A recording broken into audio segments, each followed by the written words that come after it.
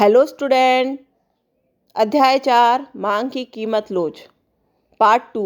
इससे पहले वाले वीडियो में हमने मांग की कीमत लोच की श्रेणियों के बारे में पढ़ा। मांग की कीमत लोच की 5 श्रेणियां होती है: पूर्णतया लोचदार, इकाई से अधिक, इकाई के बराबर, इकाई से कम और शून्य या बेलोचदार। आज हम मांग की कीमत लोच की मापने की विधियों को पढ़ेंगे। मांग की कीमत लोच की मापने की पहली विधि है आनुपातिक या प्रतिशत विधि। इस विधि में मांग की कीमत लोच मांग में आनुपातिक या प्रतिशत परिवर्तन का कीमत में आनुपातिक या प्रतिशत परिवर्तन का भाग देने से प्राप्त होती है। ये फॉर्मूला आप मांग की कीमत लोच में भी अप्लाई कर चुके हो, तो फॉर्मूला वही है। यहाँ हम इस फॉर्मूले को थोड़ा समझ लेते हैं कि डेल्टा जो क्यू है वह किस तरीके से निकलता है। तो जब Q1 में से Q को लेस कर दिया जाता है तो डेल्टा क्यू निकल के आ जाता है। अब ये Q1 क्या है? तो Q1 है हमारी नई मांग और जो Q है वह हमारी प्रारंभिक मांग जो पहले दी हुई होती है। इसी तरह से जो डेल्टा P है वह भी P1 में से जब हम P को लेस कर देंगे तो डेल्टा P निकल कर आ जाता है। अब P1 है हमारी नई कीमत और जो P है वह हमारी प्रारंभिक कीमत। तो जो हमारा फॉर्मूला है वह हो जाएगा डेल्टा Q अपॉन Q और डेल्टा P अपॉन P। ये वाला फॉर्मूला हो जाएगा जिसको बराबर में निकल के आ जाता है हमारे पास delta Q upon delta P multiply P upon Q। तो हम ये वाला फॉर्मूला काम में लेंगे। यहाँ पर दिया गया है कि Q क्या है, पहले देख लेते हैं। इलास्टिसिटी ऑफ डिमांड है मांग की कीमत लोच, Q है प्रारंभिक मांग, P है प्रारंभिक कीमत, Q है Q1 नई मांग, P1 नई कीमत, डेल्टा Q मांग में परिवर्तन और डेल्टा P कीमत में परिवर्तन को बताता है। अब एक एग्जाम्पल के माध्यम से इसे समझते हैं। उदाहरण के लिए माना कि अनार की कीमत 100 रुपये है, तो अनार की उपभोक्ता द्वारा मांगे जाने वाली मात्रा 250 ग्राम है। जब अनार की कीमत घटकर 50 रुपये हो जाती है तो उपभोक्ता द्वारा मांगी जाने वाली मात्रा बढ़कर 750 ग्राम हो जाती है। तो जैसे ही कीमत कम हुई तो कीमत के कम होने पर, जैसे ही कीमत क्या हुई है, कम हुई है, तो कीमत के कम होने पर जो मांगी जाने वाली मात्रा है वह बढ़ेगी। ये हमारा मांग का नियम कहता है। तो जो कीमत 100 से 50 रुपये हो जाती है तो जो अनार की मात्रा है वह 250 से 750 ग्राम हो जाती है। तो प्रतिशत विधि द्वारा मांग की कीमत लोच ज्ञात करनी है। तो हम पहले फॉर्मूले के अनुसार इसको देख लेते हैं कि यहाँ पर जो प्रारंभिक कीमत है वह है 100, तो P1 हो गई 50, Q है 250, तो नई जो मांग है वो हो गई Q1 750 रुपये।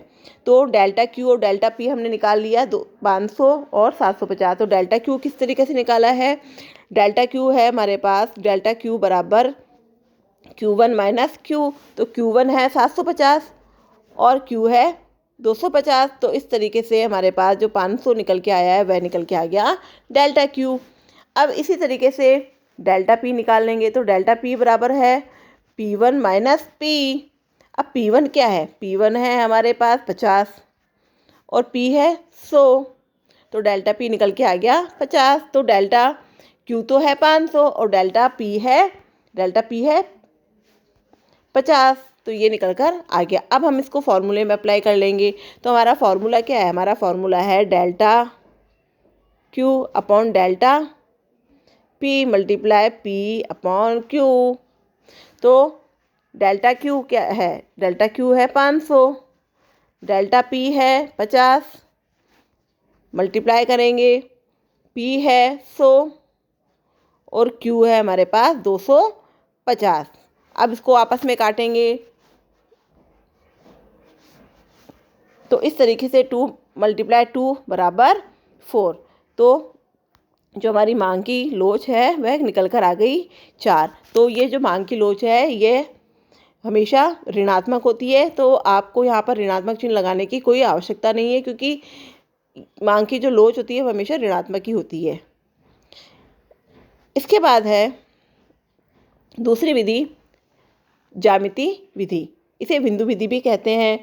ज्यामिति विधि का प्रयोग मांग वक्र के किसी बिंदु पर मांग की कीमत लोच की गणना में किया जाता है। तो जब मांग वक्र दिया होता है और उसके किसी भी बिंदु पर हमें मांग की लोच है, जैसे ये मांग वक्र दिया गया है, ये मांग वक्र है, ये मांग वक्र है और इस मांग वक्र पे बहुत से बिंदु बने हुए रहते हैं। इन किसी भी बिंदु पर जब हम मांग की लोच ज्ञात करते हैं तो हमें बिंदु विधि या ज्यामिति विधि का प्रयोग करना पड़ता है।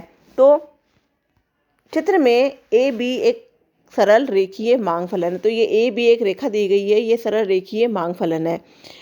पी एक बिंदु है। अब ये जो बिंदु है ये पी बिंदु है, ये एक बिंदु है जो इस मांग वक्र को दो हिस्सों में बांटता है। यहाँ पर दो हिस्से हैं, एक तो ये वाला हिस्सा है और एक ये वाला हिस्सा है।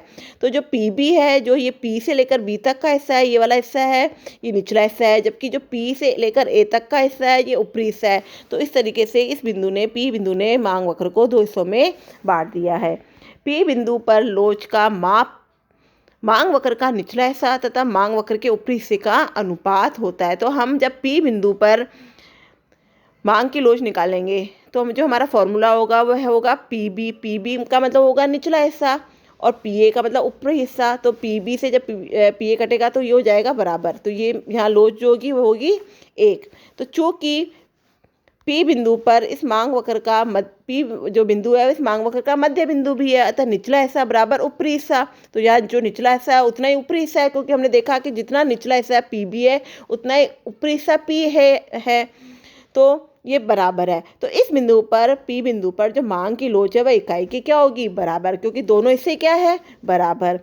अब हम आगे चलते हैं कि जो माना इस वक्र, जो ये वक्र दिया गया है ए बी, जो सरल वक्र है, इस सरल वक्र पर ए बी के पी बी टुकड़े के बीच में एम बिंदु पर, अब एम बिंदु पर हमें मांग की लोच ज्ञात करनी है। तो अब जो एम बिंदु दिया गया है, ये बिंदु एम बिंदु, इस पे हमें मांग की लोच ज्ञात करनी है। तो इस बिंदु पर मांग की लोच क्या होगी, तो वही हमें निचला हिस्सा लेना है। तो इस बिंदु पर निचला हिस्सा कितना है, एम से लेकर बी तक का, तो एम बी क्या हो गया, निचला हिस्सा। और ऊपरी हिस्सा लेंगे तो ऊपरी हिस्सा कितना है, एम से लेकर ए तक का। तो एम से लेकर ए तक का जो हिस्सा हो गया वो हो गया ऊपरी हिस्सा। तो एम ए हो गया इसका ऊपरी हिस्सा। तो इस बिंदु पर जो है एम पर जो इलास्टिसिटी ऑफ डिमांड है, जो मांग की लोच है, वह 1 से कम है, क्योंकि माना हमें बिंदु बी पर लोच निकालनी है। अब पहले एम बिंदु पर क्या होगा, माना इकाई से लोच क्या है, कम है, क्योंकि जो निचला हिस्सा वह क्या है, कम है। तो लोच जो क्या होगी वह इकाई से कम होगी।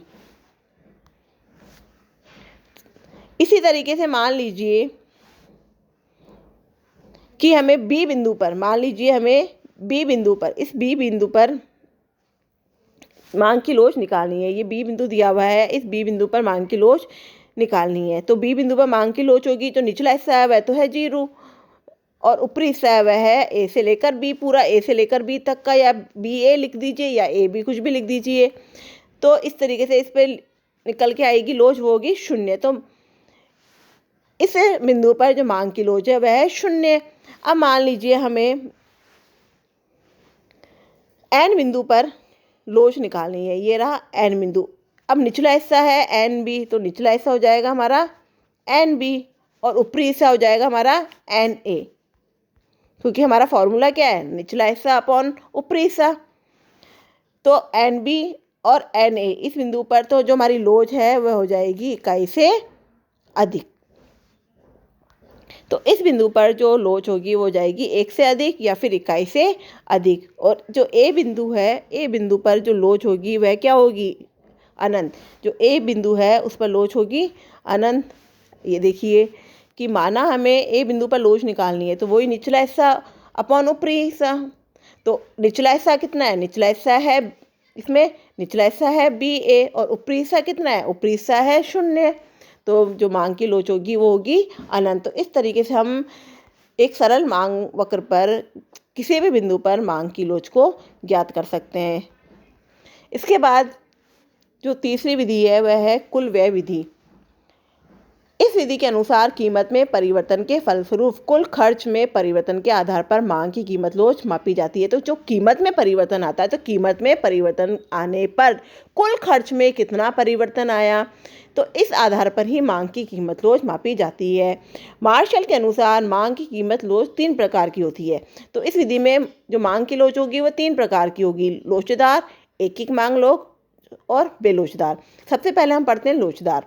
यदि कीमत में थोड़ा सा कमी करने से कुल खर्च बढ़ता है या कीमत को थोड़ा सा बढ़ाने पर कुल खर्च घटता है, तो देखिए कीमत में कमी करने पर कुल खर्च बढ़ता है और कीमत को थोड़ा सा बढ़ाने पर कुल खर्च घटता है। तो एक एरो ऊपर और एक एरो नीचे, मतलब एक चीज़ घट रही है दूसरी बढ़ रही है। तो इसको एग्जाम्पल के माध्यम से देखते हैं कि माना बीकानेरी भुजिया की कीमत 90 रुपये प्रति किलोग्राम है। तो इस पर भुजिया की जो मांग है वह 400 किलोग्राम है। तो भुजिया पर जो खर्च हुआ वह हो गया 90 × 400 बराबर 36,000। अब माना कि भुजिया की कीमत घटकर 80 रुपये हो गई। तो इस पर जो मांग बढ़कर वह कीमत घटने से मांग बढ़ी, तो एक चीज़ के घटने से दूसरी चीज़ बढ़ रही है, तो जो मांग है वह 550 किलोग्राम हो गई। अब इसमें कुल जो खर्च होगा वह भी क्या हो जाएगा, बढ़ जाएगा। तो वह हो गया 44,000। चूँकि कीमत के घटने पर कुल खर्च बढ़ा, अतः ऐसी स्थिति में मांग की लोच इकाई से अधिक होगी। जैसे ही कीमत घटी तो कुल खर्च बढ़ गया। तो जो कीमत पहले 90 रुपये थी अब घटकर 80 रुपये हो गई।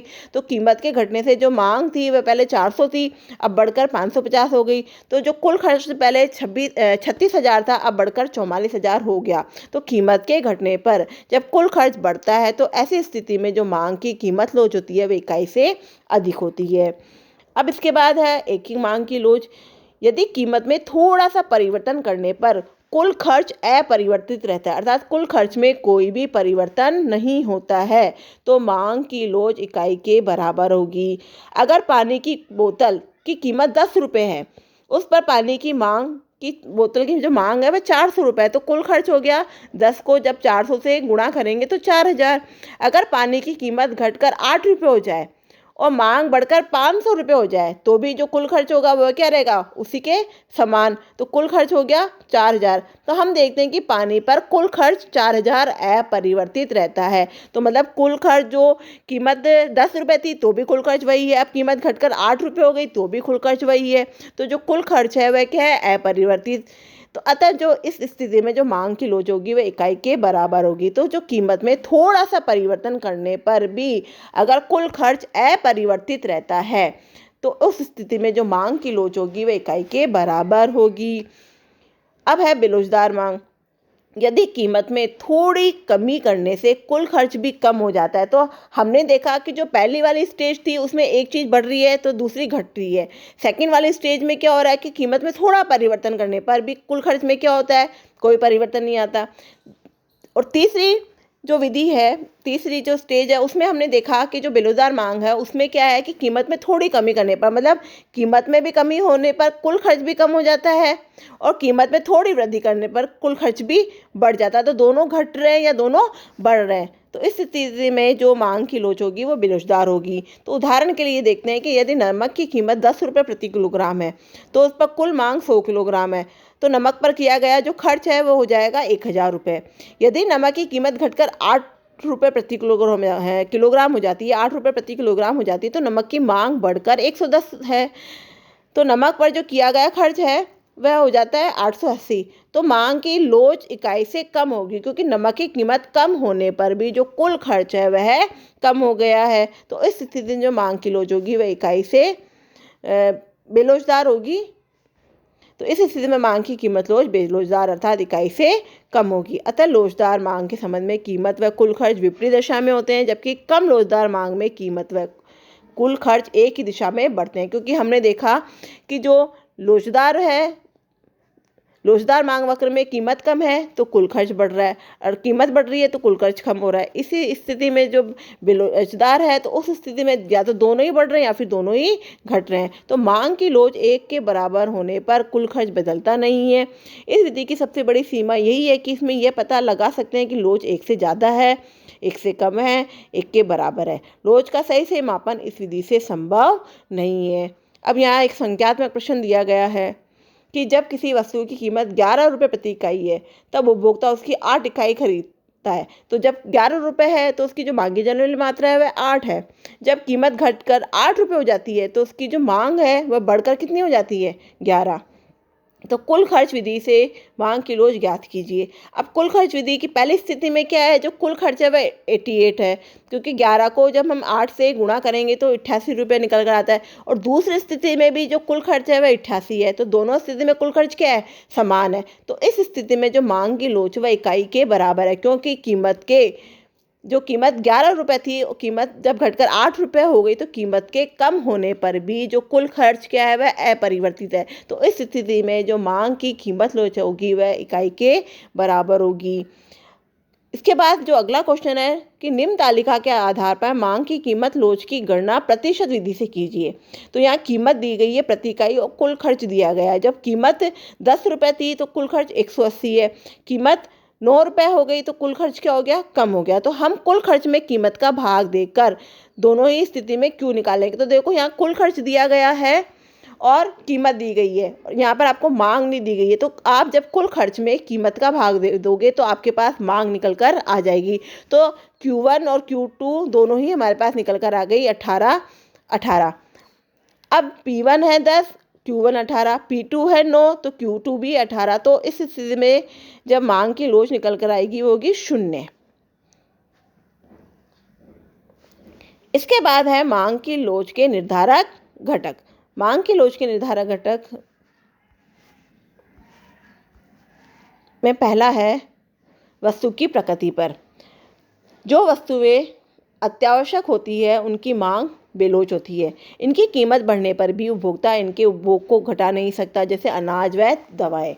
तो जो वस्तुएं हमारे जीवन में बहुत अत्यावश्यक होती है उनकी मांग बेलोच होती है, क्योंकि ऐसी वस्तुओं की कीमत कितनी भी बढ़ जाए उपभोक्ता इनको घटा नहीं सकता, जैसे अनाज व दवाएं। तो उपभोक्ता ऐसा नहीं है कि अनाज की कीमत घट जाए तो वह अनाज खाना कम कर देगा, या फिर किसी दवा की कीमत बढ़ जाए तो वह दवा खाना कम कर देगा। तो ऐसी वस्तुएं जो जीवन में बहुत आवश्यक होती है, जीवन के लिए बहुत आवश्यक होती है, तो उस स्थिति में जो कीमत बढ़ भी जाए तो भी उपभोक्ता उसे घटा नहीं सकता। तो ऐसी वस्तुओं की जो मांग होती है वह बेलोच होती है। दूसरी किस्म की वस्तुएं आरामदायक वस्तुएं होती है। इन वस्तुओं की मांग की लोच एक होती है, क्योंकि कीमतों के बदलने पर भी उपभोक्ता द्वारा किया गया खर्च समान रहता है। तो इसमें जो मांग की लोच होती है वह होती है इकाई के बराबर। और तीसरी किस्म की जो वस्तु होती है वो होती है विलासिता की वस्तुएं। जो लग्जरी गुड्स होते हैं ना, जैसे कार, AC, ऐसी वस्तुएं जो होती है वह विलासिता की वस्तु होती है। इनकी कीमतों में परिवर्तन होने पर भी इनकी मांगे जाने वाली मात्राओं में ज़्यादा परिवर्तन होता है, अतः इनकी मांग अधिक लोचदार होती है। क्योंकि जैसे ही इनकी कीमत कम हो जाती है तो जैसे इनकी कीमत कम होने पर जो उपभोक्ता होते हैं इन्हें ज़्यादा खरीदते हैं, इसलिए इन वस्तुओं की जो मांग होती है वो अधिक लोचदार होती है। तो इन वस्तुओं का जो उदाहरण है वातानुकूलित संयंत्र अर्थात AC। इसके बाद है वस्तुओं की जो उपलब्धता, प्रतिस्थापन वस्तुओं की उपलब्धता पर। वे वस्तुएं जिनके निकट के स्थानापन्न पदार्थ होते हैं, जैसे चाय और कॉफ़ी। अगर कोई उपभोक्ता चाय का उपभोग कर रहा है और चाय की कीमत अधिक हो जाती है तो उपभोक्ता हो सकता है कि चाय को छोड़कर कॉफ़ी पे आ जाए। तो इनकी मांग क्या होती है, लोचदार होती है। वे वस्तुएं जिनके निकट के स्थानापन्न नहीं होते उनकी मांग कम लोचदार होती है, जैसे गेहूँ। तो देखिए कि कोई भी वस्तु है जैसे चाय और कॉफ़ी, तो इनकी मांग क्या होती है, लोचदार होती है। क्योंकि अगर उपभोक्ता चाय पी रहा है और चाय की कीमत बढ़ने पर वह कॉफ़ी पे आ जाता है तो एक की कीमत बढ़ने पर उपभोक्ता किसकी मांग बढ़ा देता है, दूसरी वस्तु की। तो इस स्थिति में जो मांग वक्र है वह अधिक लोचदार होगा। और जिनके निकट स्थानापन्न वस्तुएं नहीं होती तो उनकी मांग कम लोचदार होती है, जैसे गेहूँ। अगर गेहूँ की कीमत बढ़ भी जाए तो उपभोक्ता ये नहीं हो सकता है कि गेहूँ के स्थान पर बाजरा खरीदना शुरू कर दे, बाजरा खाना शुरू कर दे। तो ऐसी वस्तुएं जिनके निकट स्थानापन्न नहीं होते तो उनकी जो मांग होती है वह कम लोचदार होती है। इसके बाद है वस्तुओं के विभिन्न उपयोग। वे वस्तुएं जिनके कई उपयोग होते हैं उनकी मांग लोचदार होती है। अगर इन वस्तुओं की कीमत काफ़ी बढ़ जाती है तो उपभोक्ता इनका जो उपयोग है वह उनसे हटाकर दूसरे उपयोगों से घटाकर सबसे ज़्यादा उपयोग में होने वाले काम में करेंगे। जैसे बिजली की दरों में वृद्धि के फलस्वरूप बिजली का प्रयोग पानी गर्म करने में या खाना बनाने में नहीं होगा। तो देखो ये वाला जो पैराग्राफ है ये हमें बताता है कि जो भी कोई चीज़ होती है, जैसे बिजली का एग्जाम्पल यहाँ दिया गया है, तो बिजली से कई चीज़ें चलती है। जैसे हम बिजली का प्रयोग क्या करते हैं, खाना गर्म करने में भी करते हैं और पानी गर्म करने में भी करते हैं, खाना बनाने में भी करते हैं। तो जैसे ही जब बिजली की कीमत कम थी तो हम बिजली का उपभोग कर रहे थे। अब बिजली की कीमत की जो दर है वह बढ़ गई, तो कीमत जो बढ़ने से क्या हुआ, जो इसका उपयोग अनावश्यक रूप से हो रहा था, जैसे पानी गर्म करने में या खाना बनाने में जो हो रहा था उसका उपयोग नहीं होगा, और उन्हीं उपयोगों में इसका प्रयोग होगा जो ज़्यादा उपयोग में होने वाले काम में नहीं करेंगे, और उसी में होगा जहाँ पर ये आवश्यक होगा। तो वस्तुओं के विभिन्न जो उपयोग होते हैं वहाँ पर इसका उपयोग कम कर दिया जाएगा, क्योंकि इस स्थिति में इसकी कीमत क्या हो गई, बढ़ गई। तो इस स्थिति में जो मांग वक्र होगा वह लोचदार हो जाएगा। उपभोक्ता के बजट में इस वस्तु की महत्ता। अगर उपभोक्ता अपनी आय में से किसी वस्तु पर बहुत कम अनुपात में खर्च करते हैं तो वस्तु की मांग की लोच बहुत कम होती है। ऐसी वस्तुएं माचिस, सेफ्टी पिन, पेंसिल है। वे वस्तुएं जिन पर उपभोक्ता अपनी आय का बड़ा हिस्सा खर्च करते हैं उनकी मांग काफ़ी लोचदार होती है, जैसे कार। अब मान लीजिए कोई भी उपभोक्ता है तो जो माचिस, सेफ्टी पिन है, पेंसिल है इत्यादि पर वह क्या करता है, अपनी आय का बहुत कम हिस्सा खर्च करता है। जबकि जो लोग कार है, ऐसी वस्तुओं की मांग काफ़ी लोचदार होगी, क्योंकि ऐसी वस्तुओं पर जो उपभोक्ता है अपनी आय का बड़ा हिस्सा खर्च करता है। तो बजट से भी क्या होता है, मांग वक्र पर प्रभाव पड़ता है। इसके बाद है उपभोग को स्थगित करना। वस्तुओं की मांग लोचदार होगी जिनके उपभोग को स्थगित किया जा सकता है। गृह निर्माण की मांग ऐसा उदाहरण है। जब ब्याज दर अधिक होती है तो लोग गृह निर्माण हेतु ऋणों की मांग कम कर देंगे। अब मान लीजिए कि कोई भी व्यक्ति घर बना रहा है, घर बनाते समय उसने बैंक से लोन लिया। अब बैंक ने लोन लेने के बाद दर कम थी, अब मान लीजिए दर बढ़ गई, तो उस समय हो सकता है कि वे व्यक्ति घर का जो निर्माण कर रहा है वह बंद कर दे और इंतजार करे कि कब वापस ब्याज दरें कम होगी। तो जब ब्याज दरें अधिक होती है तो लोग क्या करते हैं, गृह निर्माण हेतु ऋणों की मांग कम कर देते हैं, क्योंकि इस स्थिति में उनका जो घर है वह महंगा हो जाएगा। तो इस स्थिति में जो वस्तुओं की मांग होगी वह लोचदार होगी। उपभोक्ताओं की आदतों पर। वे वस्तुएं जिनकी उपभोक्ता आदी हो जाते हैं उनकी मांग बेलोच होती है, जैसे सिगरेट, तंबाकू आदि। इन वस्तुओं पर करों को बढ़ाने पर भी इन वस्तुओं को उपभोग को कम नहीं किया जा सकता। अब जिन वस्तुओं के उपभोक्ता आदी हो जाते हैं उनकी मांग बेरोजगार होती है, क्योंकि ऐसी वस्तुएं जिन पर कर की दर को कितना भी बढ़ा दिया जाए इन वस्तुओं के उपभोग को कम नहीं किया जा सकता। इसके बाद है समयावधि पर। अल्पकाल में किसी वस्तु की मांग बेरोजगार होती है। अल्पकाल समय की वह अवधि होती है जहाँ पर हम सभी साधनों में परिवर्तन नहीं कर सकते, बस कुछ साधनों में परिवर्तन किया जा सकता है। जबकि दीर्घकाल में वस्तु की मांग लोचदार होती है, क्योंकि दीर्घकाल समय की वह अवधि होती है जहाँ सभी साधन क्या होते हैं, परिवर्तनशील होते हैं और कोई भी स्थिर साधन नहीं होता है। तो क्योंकि अल्पकाल की तुलना में दीर्घकाल में उपभोक्ता अपनी उपभोग प्रवृत्ति को बदल सकता है, तो समयावधि पर भी वस्तु की मांग की लोच का प्रभाव पड़ता है। तो हमारा चैप्टर इसी के साथ ख़त्म होता है। Thank you.